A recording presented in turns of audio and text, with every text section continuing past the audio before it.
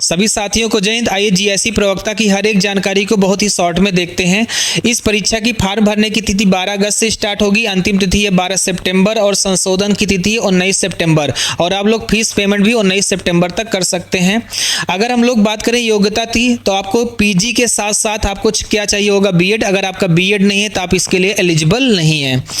अगर हमारे पास यहाँ पे एज की बात करते तो 21 से 40 साल आपकी एज होगी। ओबीसी और एससी एसटी को 5 साल की छूट मिलेगी और अगर आप दिव्यांगजन है तो आपको 15 साल की यहाँ पे छूट मिल जाएगी।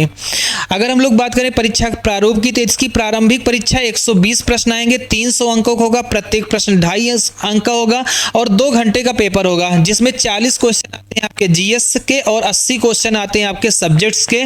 पूर्णतः ऑब्जेक्टिव पेपर होता है ये। और याद रखिएगा मिनिमम 40% आपको लाना ही पड़ेगा अगर आप जनरल ओबीसी से हैं, और अगर आप एससी से हैं तो आपको 35% अंक अनिवार्य है, तभी आपके अंकों को कंसीडर किया जाएगा, नहीं तो कंसीडर भी नहीं किया जाएगा।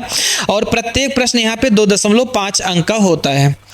अगर हम लोग बात करें मुख्य परीक्षा की तो पेपर 1 आपका क्या होगा, जिसमें हमारे पास टोटल 100 अंकों का होगा, जिसमें हिंदी के 50 अंक होते हैं और निबंध के 50 अंक होंगे। 2 घंटे का पेपर होगा, 100 अंकों में होगा। और पेपर 2 की बात करें सब्जेक्ट से रिलेटेड आपका पेपर होगा, 300 अंक होंगे, 3 घंटे का पेपर होगा।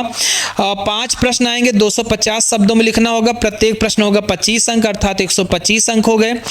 5 प्रश्न आएंगे, 150 शब्दों में लिखना होगा, प्रत्येक प्रश्न 15 अंकों का होगा अर्थात यहाँ से 75 अंक होंगे। 10 प्रश्न आएंगे जिन्हें 50 शब्दों में लिखना होगा, प्रत्येक प्रश्न 10 अंकों क्योंकि यहाँ से 100 अंक होगा, टोटल हो जाएंगे 300 अंक।